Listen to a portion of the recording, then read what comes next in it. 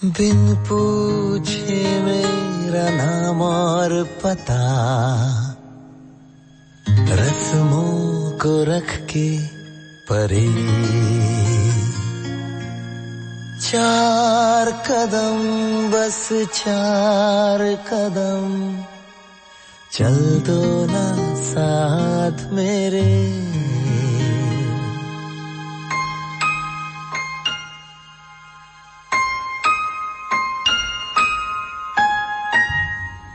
One two one FM पर मैं हूँ भानु पुरोहित।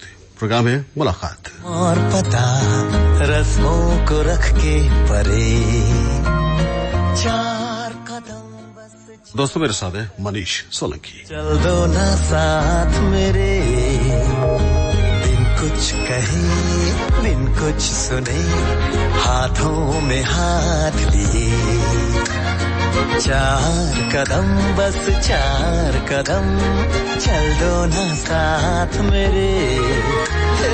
बिन कुछ कहे बिन कुछ सुने, हाथों में हाथ लिए, 4 कदम बस 4 कदम, चल दो ना साथ मेरे।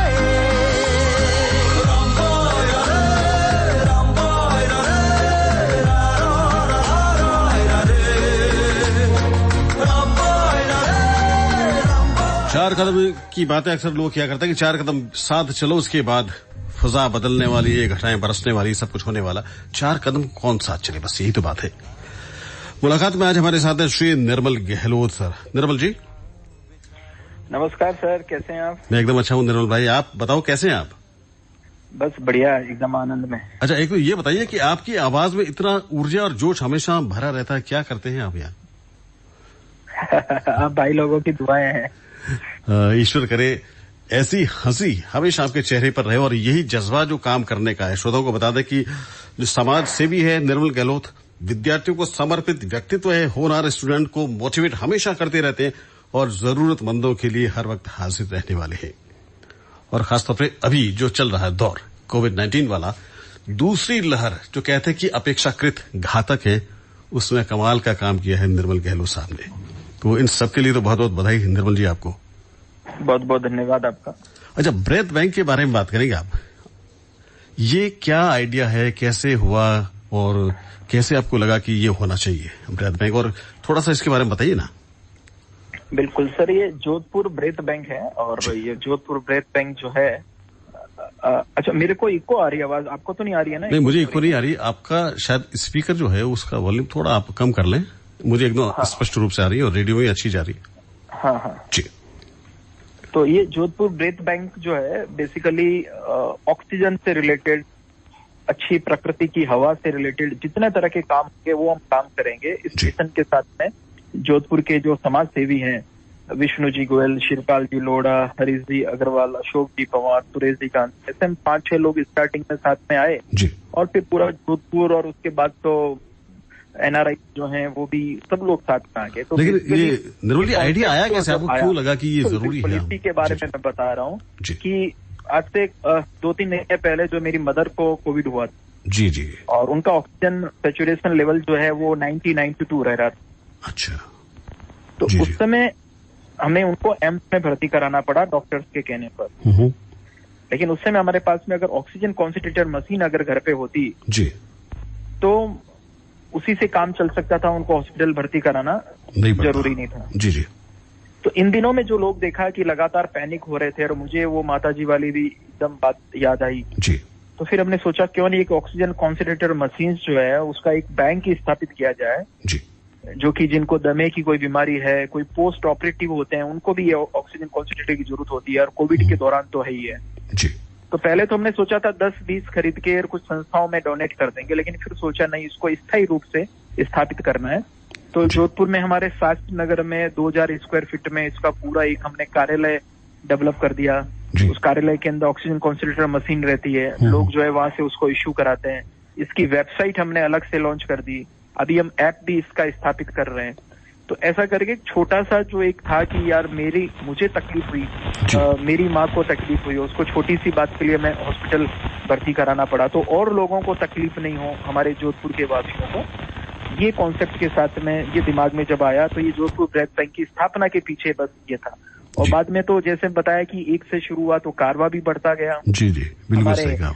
काम भी बढ़ते गए। आपको मैं खुशखबरी दे देता हूं कि कल ही जो है हमारे जोधपुर का सबसे बड़ा ऑक्सीजन प्लांट जो हमने जोधपुर ब्रेथ बैंक की तरफ से हमने ऑर्डर किया हुआ था, अरे वाह, जो 50 क्यूबिक मीटर पर आवर की कैपेसिटी वाला है, वो कल जोधपुर पहुंच जाएगा। और 22 को जोधपुर के महात्मा गांधी हॉस्पिटल में वो सबसे बड़ा ऑक्सीजन प्लांट जो है वो वहां पर स्थापित हो जाएगा। निर्मल जी, शब्द इसके अलावा हमने प्रशासन को ऑक्सीजन सिलेंडर भी भर के दिए हैं। और आपके लिए मैं बता दूं कि आगे हम वृक्षारोपण का कार्यक्रम भी वृहद स्तर पर हम करने वाले हैं। जी निर्मल जी, हेलो निर्मल जी, ये अगर आपके इस ब्रेथ बैंक से किसी को कंसंट्रेटर चाहिए तो वो कैसे हासिल कर सकता है, क्या प्रक्रिया रहती है इसकी? बिल्कुल, तो सर हमने क्या करा इसके अंदर, हमारा वेबसाइट है www.jodhpurbrethbank.com। जी, सबसे पहले उस वेबसाइट पे जाना है, जाने के बाद में वहां पे उसको एनरोल करना है।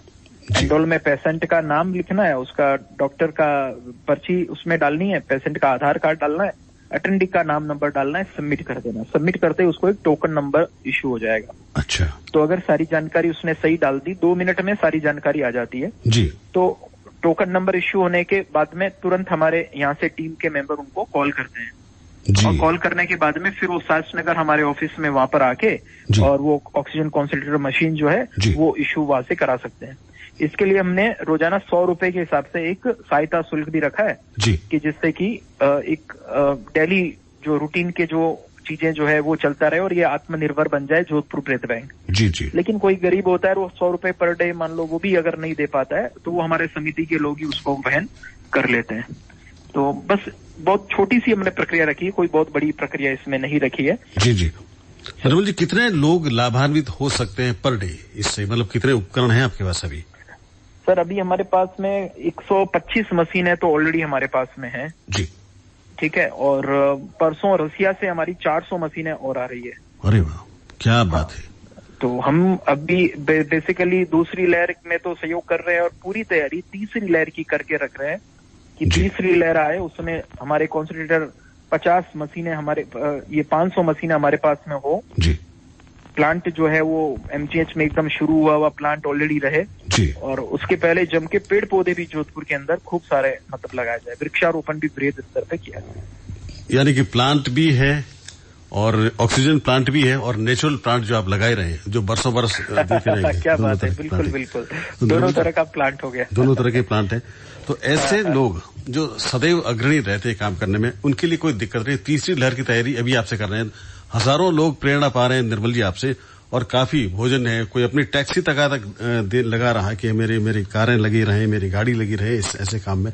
तो अगर एक आगे अगुवाई करने वाला ऐसा हो, बाद में इसके ये कंसंट्रेटर भी जारी रहेंगे या कोई और भी भविष्य में की कोई योजनाएं हैं आपकी कि कोई सहायता करने की, दवाई वितरण करने की या भोजन पैकेट वगैरह कोई? हाँ, ये कॉन्सेंट्रेटर तो बाद में भी जारी रहेंगे, इसलिए हमने स्थायी रूप से इसका बैंक बना दिया जी कि भाई बाद में भी चले। जैसे हम बताया कोरोना के बाद में भी जो है जिसका कोई ऑपरेशन हो रखा होता है, घर जाते हैं तो उनको भी जैसे रिक्वायरमेंट रहती है। और सबसे बड़ी मैं भानु जी इसमें कॉन्फिडेंस आता है साइकोलॉजिकली जो है ना, लोगों को क्या है कि कोरोना, मैंने कल भी कहीं कहा था, कोरोना फेफड़ों में रहे ठीक हो जाएगा, दिमाग में नहीं चढ़ना चाहिए। बिल्कुल सही बात है, बिल्कुल सही। दिमाग में चढ़ गया तो उसका कोई इलाज ही नहीं है जी। और दूसरा ये भी पेंडेमिक है, महामारी है, इसमें कोई दो राय नहीं है, लेकिन ये इन्फोडेमिक जो है जी वो भी फैल रहा है। तो इन्फोडेमिक गलत सूचनाओं के प्रचार प्रसार से जो एक विशेष प्रकार की महामारी फैलती है वो है इन्फोडेमिक। तो हमें इन्फोडेमिक को भी रोकना है। बिल्कुल, गलत सूचनाओं की महामारी। भोजन की व्यवस्था तो हम पहले से ही कर रहे हैं, अभी भी लगातार हम कर रहे हैं जी। तो ये लगातार चलेगा। और भानु जी मैं आपके माध्यम से एक और मैं अपील करना चाहूंगा, और वो हम तुरंत हम आजकल उसको शुरू करने वाले हैं जी। आपके बाड़मेर जैसलमेर के इधर के सर जो लोक कलाकार हैं जी, उनको अभी बहुत दिक्कत आ रही है क्योंकि उनका काम ही गाना बजाना, मंदिर में जाना, शादी ब्याह में जाना, इवेंट करना, वो सब कुछ खत्म हो चुका है जी। तो हमारे पास में कल ही गाजी खां बरना जी, उनका कॉल भी आया, बड़े परेशान थे और बता रहे थे बहुत सारे लोग ऐसे परेशान हैं जैसलमेर के अंदर, वो भी एक मुहिम चलाए हैं। तो मैंने कहा कि मैं भी आज करता हूँ उस मुहिम को, हम और आगे बढ़ाते हैं। क्या बात है। तो भोजन जो है वो तो मतलब बेसिक नीड है जी। तो जितने अभी लोग आपके रेडियो पे मुझे सुन रहे हैं या बाद में इसको जो वापस से सुनेंगे जी, उन सबसे मैं रिक्वेस्ट करूंगा कि इस कोविड के इस कठिन काल में, इस आपदा के काल में आप सभी लोगों को सेवा का एक अवसर मिला है जी, उस सेवा के अवसर को भुनाइए। बहुत अच्छा लगेगा, कुछ भी सेवा करोगे अंदर से अच्छा फील होगा। और ईश्वर ने, प्रकृति ने ऐसा किसी को नहीं बनाया है जो मदद नहीं कर सके। वो कैसी भी मदद, मतलब दो परिवार को गोद लेके उसको रोजाना भोजन भी पहुंचा सकता है। कुछ भी मदद जो है वो करना चाहिए। और कोविड के इस काल के अंदर जब सब लोग मदद करेंगे तो निश्चित रूप से बहुत एक अच्छा वातावरण, एक श्रेष्ठ वातावरण, मदद का वातावरण बन जाएगा। और हम हर चीज के लिए सरकार की तरफ देखना, वो योजना निकालेगी, वो करेगी तब हम करेंगे, ये भाव नहीं आना चाहिए। ऑक्सीजन प्लांट आपको पता है सरकार की तरफ से भी ऑक्सीजन प्लांट जो है पहले से तय है, लगना है लेकिन हमें पता है सरकार की एक प्रक्रिया होती है, वो धीमे धीमे उनका काम चलेगा, वो ऑर्डर करेंगे। और कंपनी वालों को भी पता है सरकारी काम है तो अपन आराम से कर लेंगे। बिल्कुल। लेकिन हम पीछे लट लेके उनके लगे हैं। और आप देखो 15 दिन के अंदर 50 क्यूबिक मीटर वाला जर्मन टेक्नोलॉजी का प्लांट जोधपुर में लग जाएगा। बड़ी अच्छी खबर है ये।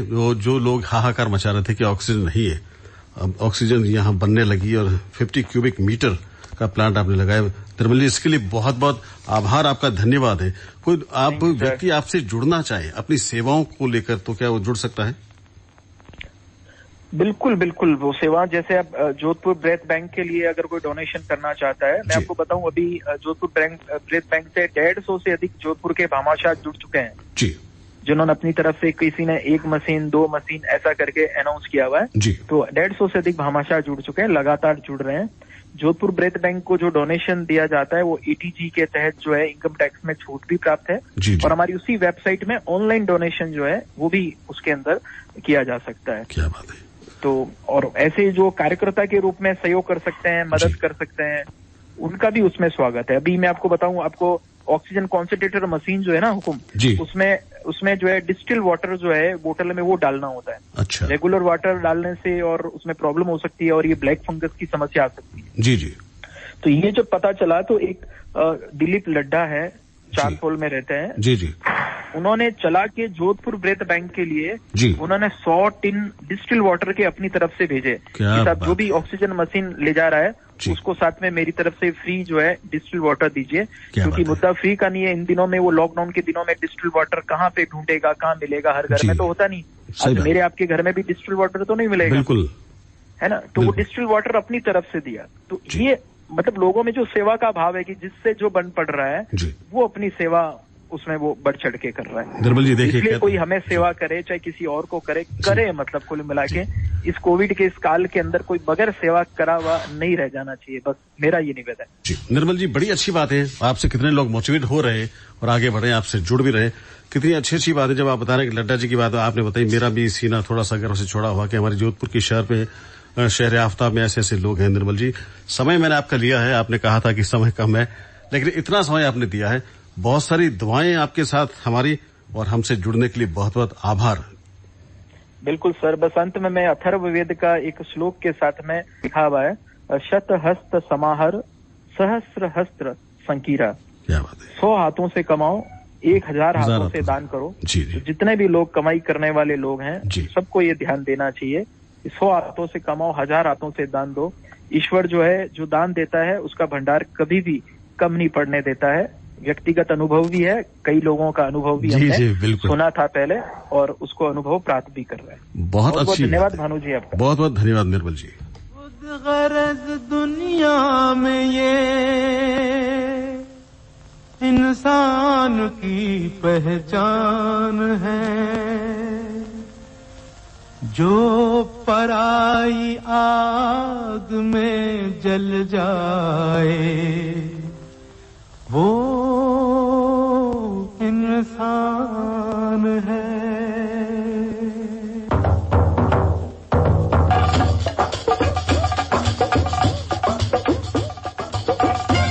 और निर्मल जी की बात को थोड़ा सा और आगे बढ़ा दें, आप 100 हाथों से दान दीजिए, 1000 हाथों से कमाइए, ईश्वर आपको लाखों हाथों से देगा।